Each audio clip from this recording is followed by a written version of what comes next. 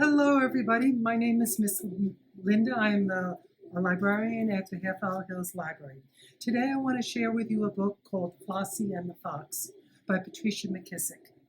Patricia McKissick has heard this story many, many times because her grandmother would share it with her as a child. And I hope you enjoy it just as much as she did. And the illustrator of this book is Rachel Isadora.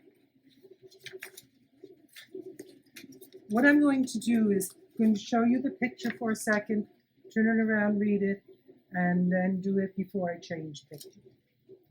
Flossie!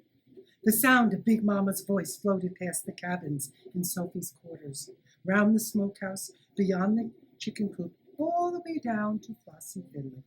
Flossie tucked away her straw doll in a hollow log, then hurried to answer her grandmother's call.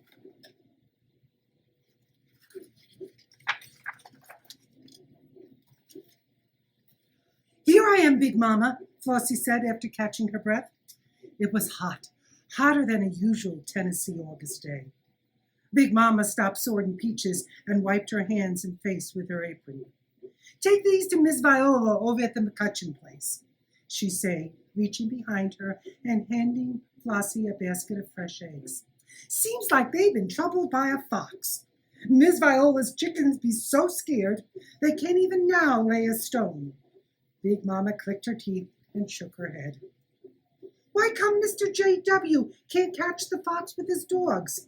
Flossie asked, putting a peach in her apron pocket to eat later. Every time they corner that old slickster, he gets away. I tell you, that fox is one sly critter.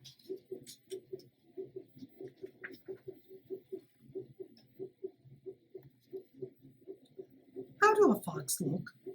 Flossie asked. I just remember ever seeing one. Big Mama had to think a bit. Child, a fox be just a fox. But one thing for sure, that rascal loves eggs. He'll do most anything to get at some eggs. Flossie tucked the basket under her arm and started on her way. Don't tarry now, Big Mama called, and be particular about them eggs. Yes'm, Flossie answered. The way through the woods was shorter and cooler than the road route under the open sun. What if I come upon a fox? Thought Flossie. Oh well, a fox be just a fox. That ain't so scary.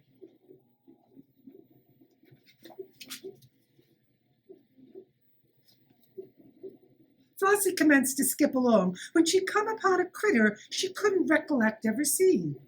He was sitting side the road like he was 'specting somebody. Flossie skipped right up to him and nodded a greeting the way she had been taught to do. Top of the morning to you, little missy, the critter replied. And what is your name? I be Flossie Finley, she answered with a proper curtsy. I reckon I don't know who you be either. Slowly, the animal circled round Flossie. I am a fox, he announced, all the time eyeing the basket of eggs. He stopped in front of Flossie, smiled as best a fox can, and bowed at your service.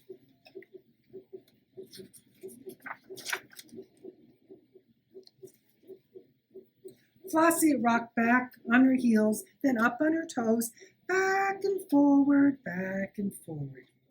carefully studying the creature who was claiming to be a fox. Nope, she said at last. I just purely don't believe it. You don't believe what? Fox asked, looking away from the basket of eggs for the first time. I don't believe you a fox, that's what. Fox's eyes flashed anger, and he chuckled softly.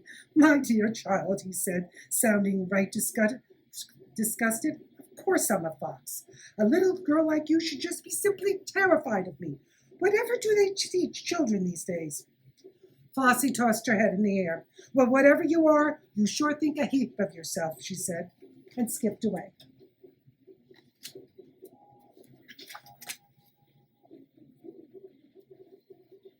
Fox looked shocked. Wait, he called. You mean you're not frightened? Not just a bit? Flossie stopped. Then she turned and said, I ain't never seen a fox before, so why should I be scared of you? I don't even now know you a real fox for a fact. Fox pulled himself up tall. He cleared his throat. Are you saying I must offer proof that I am a fox before you will be frightened of me? That's just what I'm saying. Little Flossie skipped on through the piney woods while that fox fellow rushed away looking for whatever he needed to prove he was really who he said he was.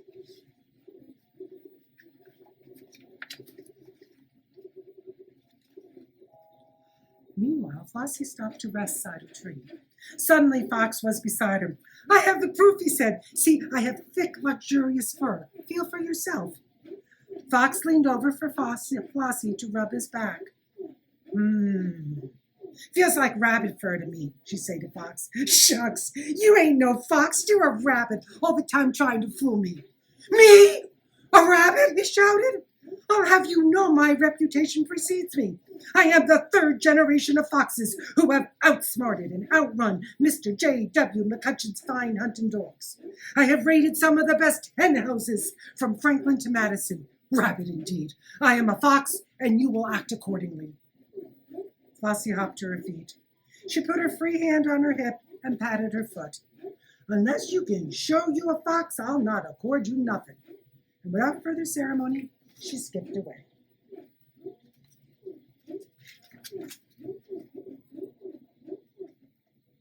Down the road a piece, Flossie stopped by a bubbling spring. She knelt to get a drink of water. Fox came up to her and said, I have a long pointed nose. That should be proof enough. Don't prove a thing to me.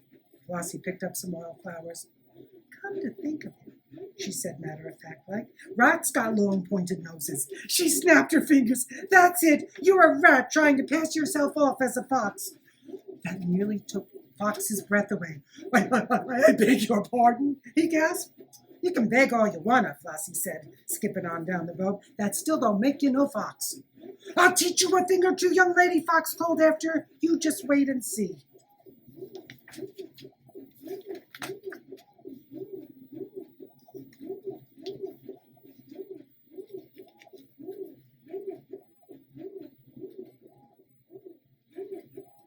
Before long, Flossie came to a clearing. A large orange tabby was sunning on a tree stump. Hi, pretty kitty, the girls say, and rubbed the cat behind the ears. Meanwhile, Fox slipped from behind a clump of bushes. Since you won't believe me when I tell you I'm a fox, he said stiffly, perhaps you will believe that fine feline creature toward whom you seem to have some measure of respect. Flossie looked at the cat and winked her eye. He sure used a heap of words, she whispered.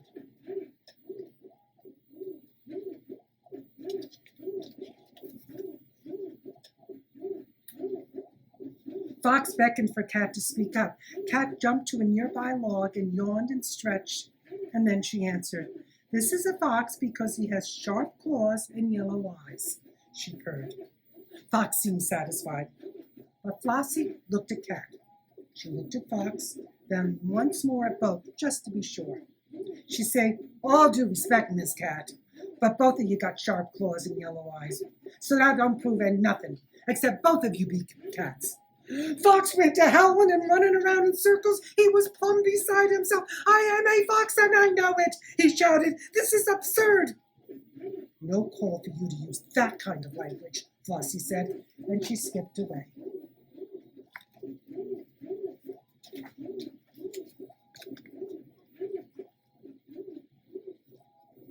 Wait, Fox followed, pleading. I just remembered something. It may be the solution to this horrible situation.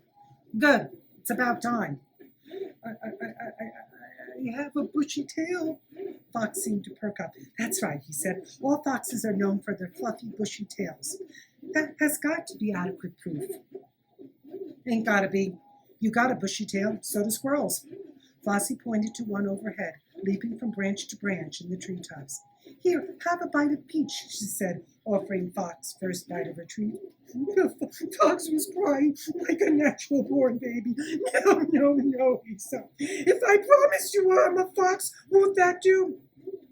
Flossie shook her head no.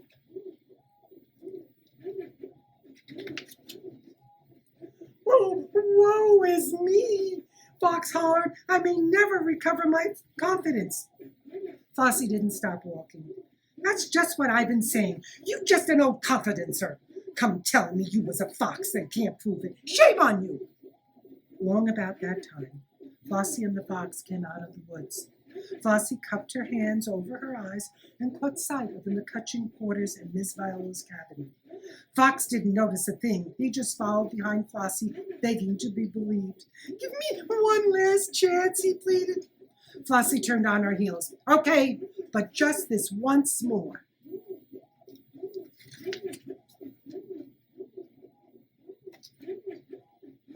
Fox tried not to whimper, but his voice was really unsteady like. I have sharp teeth, and I can run exceedingly fast. He waited for Flossie to say something. Slowly the girl rocked from heel to toe, back and forward. You know, she finally said, smiling, don't make much difference what I think anymore. What? Fox asked. Why? Because there's one of Mr. J.W. McCutcheon's hounds behind you. He's got sharp teeth and he can run fast too. And by the way, that hound's looking like it's all over for you.